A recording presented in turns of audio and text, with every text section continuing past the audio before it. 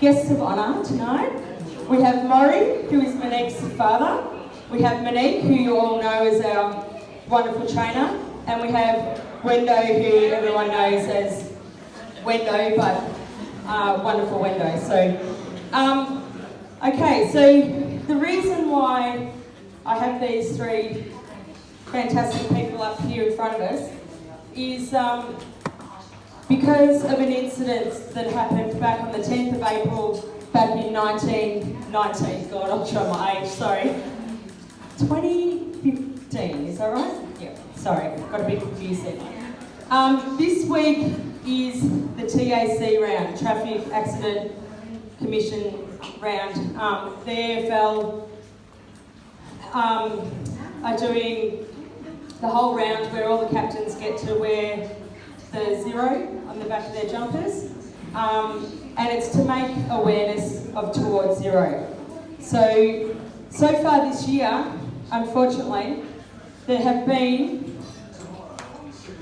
174 lives lost already. There was 2 since the time that I just did this PowerPoint, compared to 114 for the whole of last year.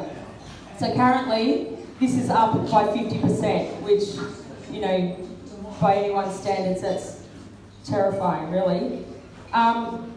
So what I remember about when Monique had her incident was that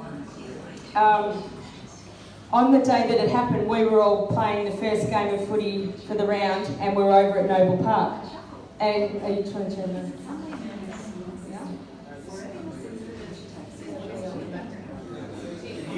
Oh, the news is on, sorry.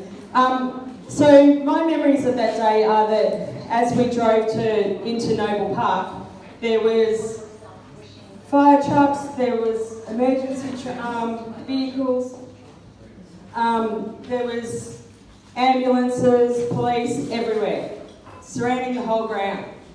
And anyone who was there would remember that. And what was happening was that over in one of the houses, there was an ice addict who was in his 40s actually, literally tearing his parents' house apart. And he was like throwing tiles left, right and centre. I think he actually ended up lighting a fire in the roof. And this went on for the whole day. And then adding to that, that we'd heard news that Mon had been in an accident or an incident. And at that point, it was looking pretty grim, and you'll hear more about that in a moment. So it's something that like we all remember. Anyone who was there remember that day. So now I'd just like to ask some questions. And I'm going to start with you, Maury, because I know that you were you would have been the first to know about this. So, Maury, can you please tell us about the moment that you received the news that Monique was in this incident and the consequences of what that accident was and how you first felt? Yeah, sure. Thanks, Kathy. And I think it's a really important message to think about and pass on. But yeah, that night, the beginning of it, I remember very clearly. Carlton lost a Friday night game, playing against Eagles or something, I think, and we got flogged. Just about getting ready to go to bed, and my phone rings, and it was my nephew. He was living with me at the time. I was round at my girlfriend's place. And I looked at the phone, I'm not going to answer, he's just going to give me crap about Carlton losing. But I thought, no, he doesn't usually ring. So I rang him back and he said, well, the police have been here and Monique's been in a car crash and she's been airlifted to the Alfred. Yeah, the world just sort of stops. I went into slow motion. I told my girlfriend what the call was about and she just piled me into the car and rocketed to the Alfred as quick as we could, and from then on the next few months were just a bit of fog of machines and medical terms, and it boils down the first few minutes. I walk into the ICU and see Monique lying there with all the tubes, hanging out of her, and I want to know what's going on. And the first thing I noticed was a name tag at the end of her bed, and it's unidentified female. And I was angry. No, that's Monique.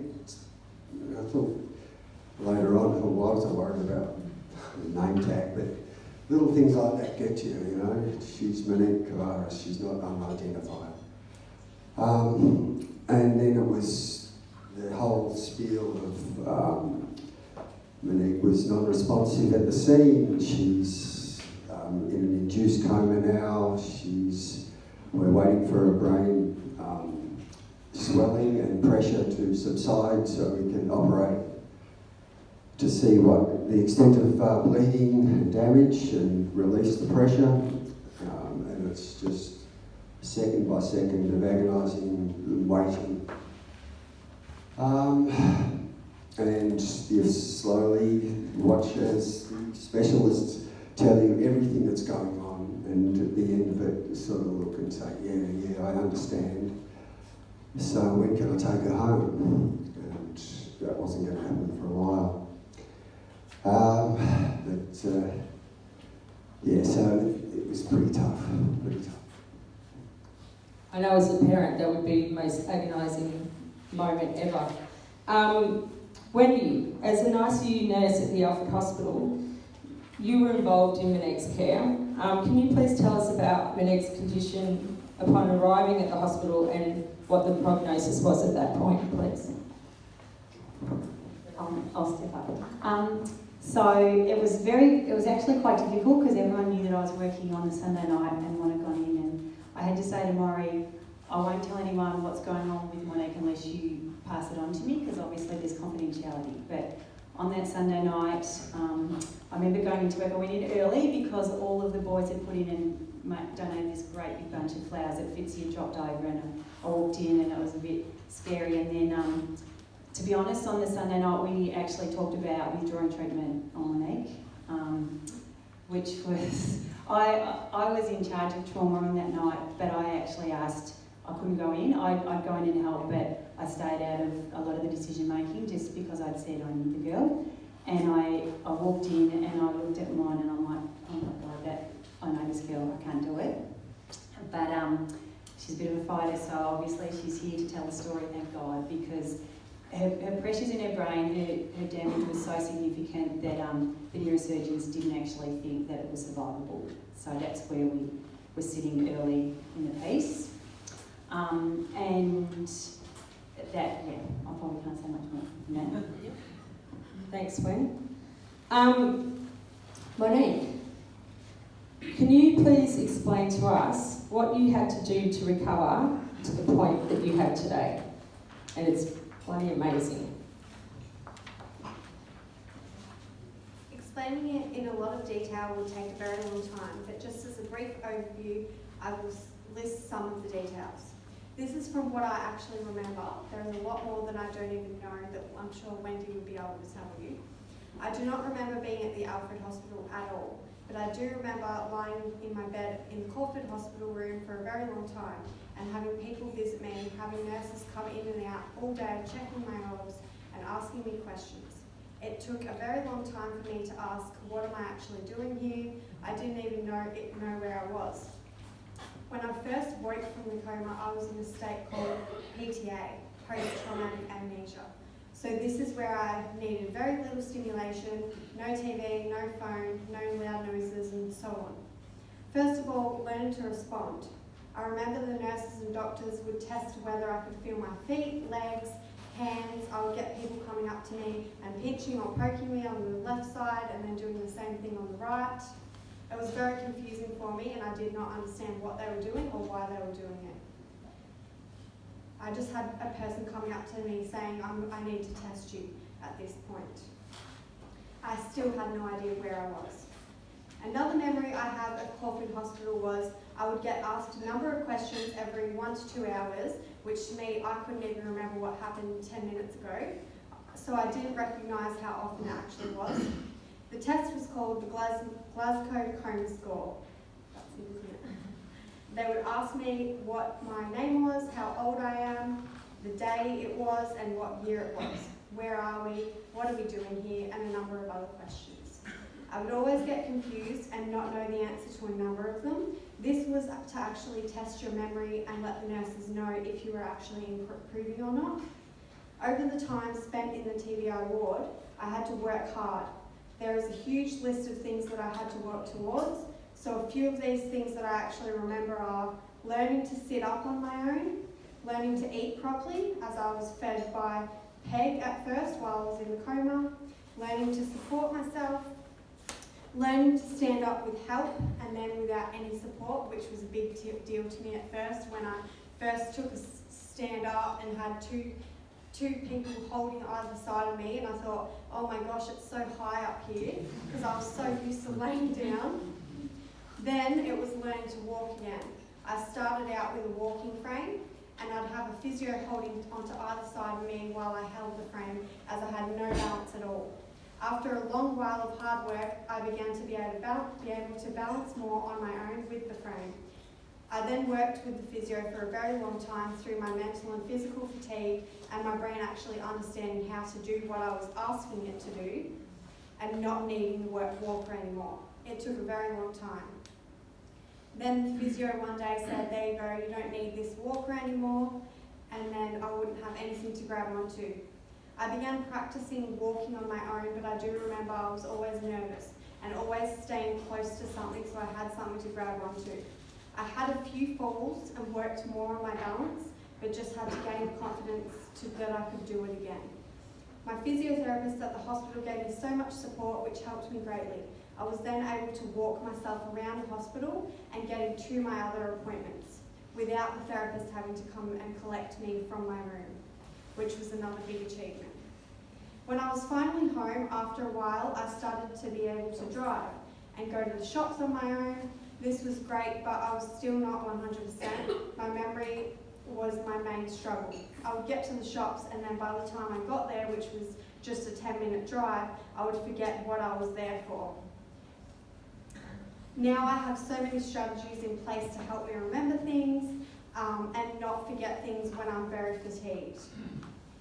I'm getting so much better than I was, and now looking back, it gives me so much more motivation to just keep on going, keep on studying, keep practicing, keep going to the gym, and no matter how hard things get, you can always fight hard to push through it and come out better off because you put in the hard work.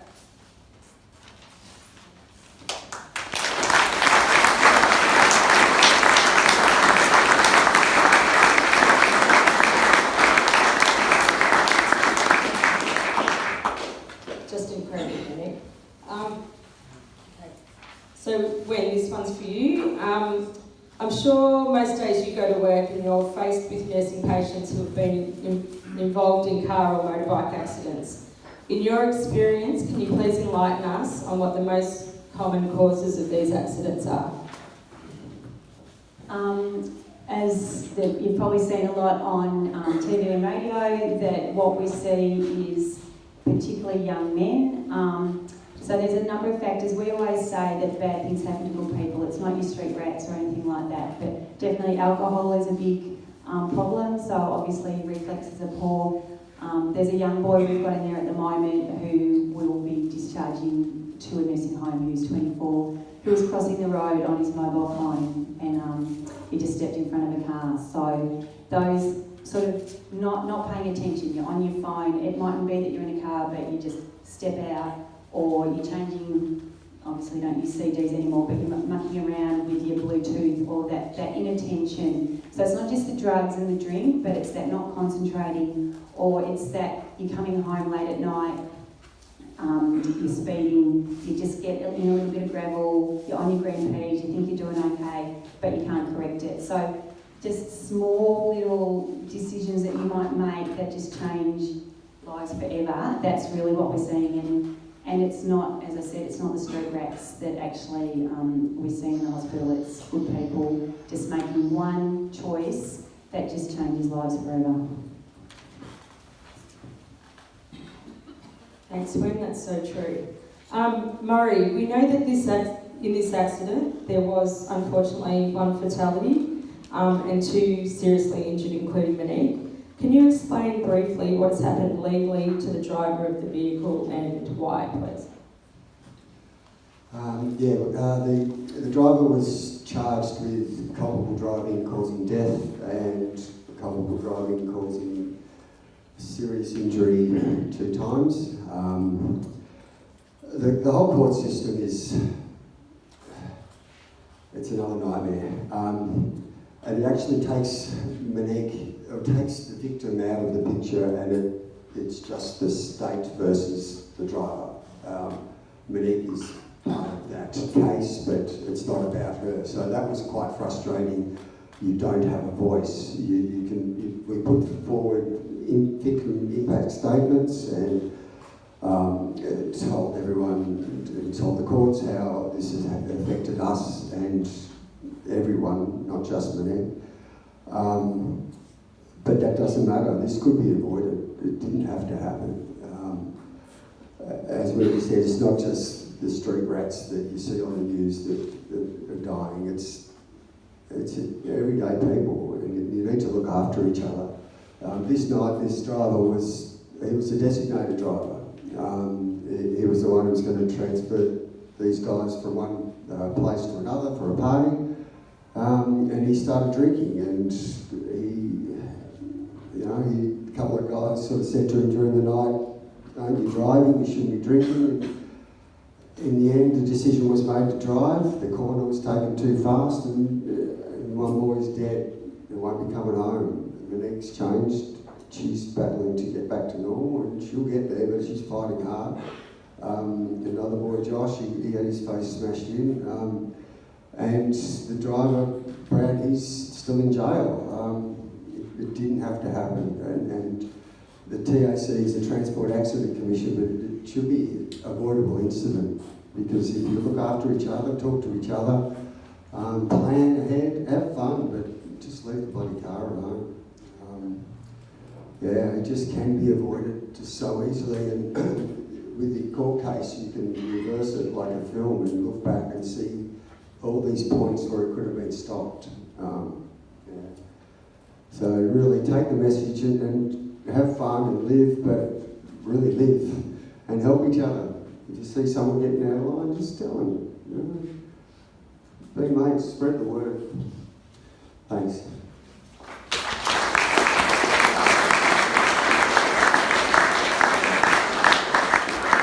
Thanks, Maury. They're really, really powerful messages. My last question is for Monique. You have been, here we go, you knew I wouldn't get through it. Come on, let's all know that. You have been an absolute inspiration to everyone that has watched you throughout your recovery. Can you just give us just a bit of an overview of what you continue still to do on a weekly basis, and through this process of talking with Monique and Maury to organise this, I've been reminded of what you've been through, and I see you turn up here all the time to do training, and you're just always so helpful with everyone, and it came to a surprise to me at how much you still have to work so hard each week on your recovery. So if you could just give us a bit of an overview on that, please. So now that I have been home since October 2015, I've been working towards getting back to my full-time job as a myotherapist. Each week I have a number of appointments with my home hospital team that include physiotherapy, going to the gym, exercising a lot, working here, an appointment with an occupational therapist, my myotherapy tutor, and a neuropsychologist. I do all of these each week and continue to study in between. And then I have other ways to help me remember things, so using my phone a lot, like I have 1 million alarms each day for everything I have to do, so that otherwise if I didn't have those alarms I'd just forget them. Just things like that help me. Sounds like you've turned into a 50-year-old woman, Monique. That's what most of us need to do too. But, I just want to finish with saying that this week we play Noble Park again. This has come full circle. It hasn't kind of been playing that way, but it's definitely worked out that way. And it's you know, Noble Park as a club were fantastic. They did a bit of a fundraiser as well to help out Monique. The first game that we held in 2016 was actually against Noble Park, and it was your first day back, remember, as trainer. So they have played a big part in your story as well. And I think this weekend across all of our, you know, teams and everything, that, you know, let's all just dig that little bit deeper and know what a real fight and what a real, you know, struggle to have to get somewhere is really about. I mean, we're lucky. You all get to go out and play the sport that you love and do what you love doing. And Monique was a pretty good footballer prior to this, and I know that must be really hard to be able to watch, you know, how women's football's grown in all that time. So this week, let's all do it for Monique and get out there and keep it.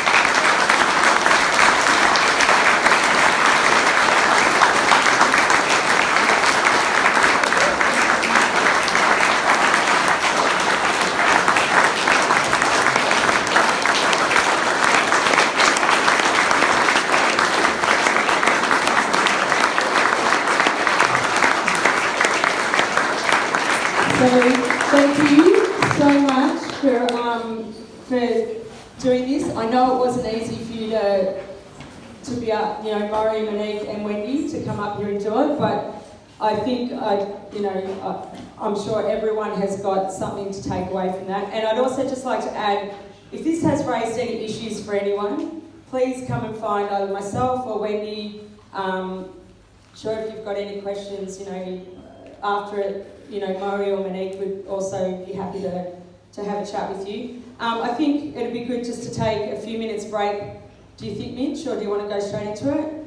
Let's just do a couple of minutes break. Oh, but before that, in line of the same message, our captains get to wear the jumpers with the zeros this weekend. So if we could get Dylan and Kate to please come up. I don't know which one's... Oh yeah, I do, because one's got women written on it. So if you could please come up and they get to wear these jumpers.